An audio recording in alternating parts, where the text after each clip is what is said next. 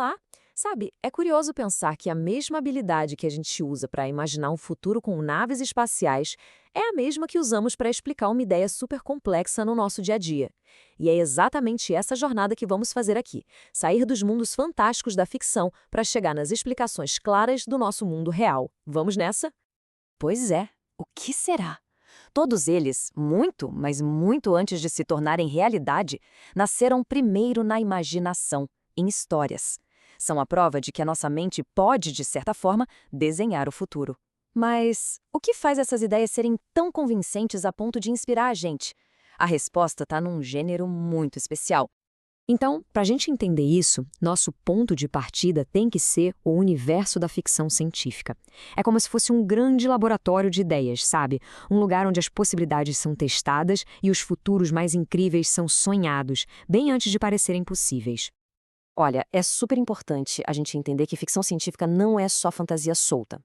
É um gênero que se baseia na ciência, que pega aquela perguntinha "e se?" e a transforma numa história inteira. As ideias são inventadas, claro, mas sempre tem ali uma sementinha de algo que poderia ser real. E é isso que deixa tudo tão fascinante. E essa brincadeira de "e se" não é de hoje, não.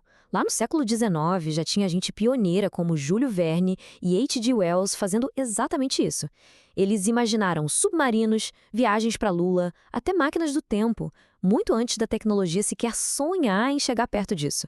Eles não eram cientistas, mas contadores de histórias que foram lá e expandiram os limites do que a gente achava que era possível. E por que isso importa tanto? Bom, porque ler essas histórias é um exercício incrível. Desafia a nossa criatividade, faz a gente pensar sobre as consequências da tecnologia e, o mais importante, inspira a gente a construir futuros diferentes. É bem mais que entretenimento. É quase uma preparação para o amanhã. Certo, mas como é que um autor consegue nos fazer acreditar no mundo com robôs que falam ou naves que viajam mais rápido que a luz? Não é mágica, não. Existem regras. É tipo um contrato invisível entre quem cria a história e quem lê ou assiste. Vamos entender como funciona esse acordo? Para isso, a gente precisa entender duas coisinhas. A primeira é o pacto ficcional. É quando a gente abre um livro e basicamente aceita entrar naquele mundo inventado. Mas para a gente continuar lá, entra a verossimilhança. Ou seja, a história precisa ser coerente com as próprias regras que ela criou. E esse exemplo é perfeito. Se na história os robôs precisam ser recarregados a cada 12 horas, o autor não pode, do nada, fazer um deles funcionar por 3 dias seguidos sem dar uma boa explicação. Essa coerência interna é a cola que segura o mundo de pé e faz a gente acreditar de verdade no que está acontecendo. E como é que os escritores constroem essa coerência toda? Com as ferramentas da linguagem.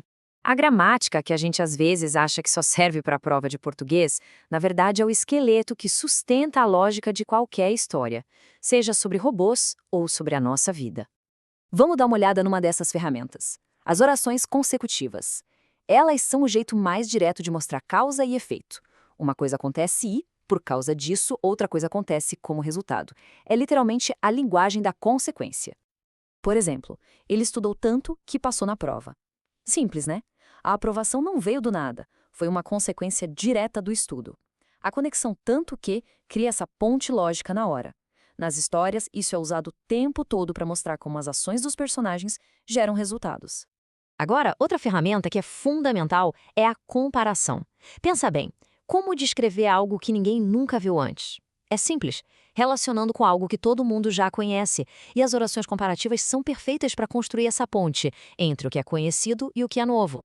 Se a gente diz Maria é mais alta do que Ana, a relação de tamanho fica clara na hora. Numa história, daria para dizer algo como: a nave era mais rápida do que qualquer coisa já construída na Terra.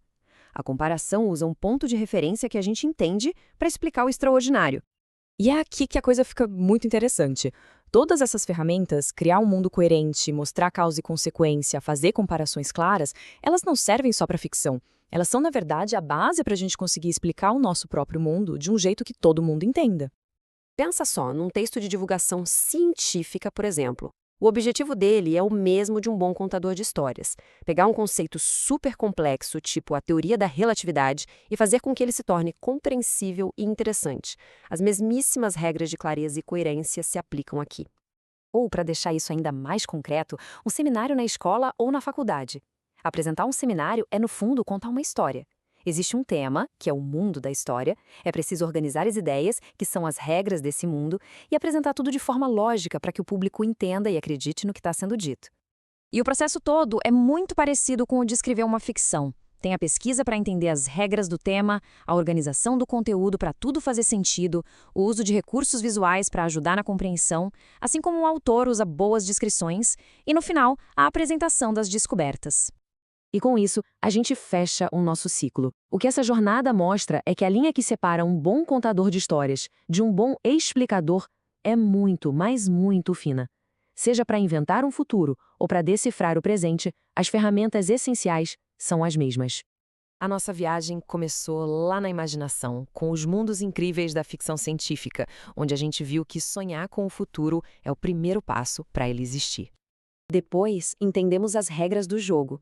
Para uma ideia ser aceita, ela precisa de coerência, de um pacto de confiança entre quem fala e quem escuta. Vimos como a gramática e a linguagem não são só regras, mas as engrenagens que constroem a lógica por trás de qualquer boa explicação. E, finalmente, a gente trouxe tudo isso da ficção para a realidade, descobrindo que essas habilidades servem diretamente para o desafio de compartilhar conhecimento e explicar o mundo à nossa volta. A jornada do contador de histórias, no fim das contas, pertence a todo mundo. Cientistas, professores, estudantes, qualquer pessoa que queira transformar informação em conhecimento. Então, a pergunta que fica é: que ideia complexa, por mais difícil que pareça, o mundo precisa que seja explicada?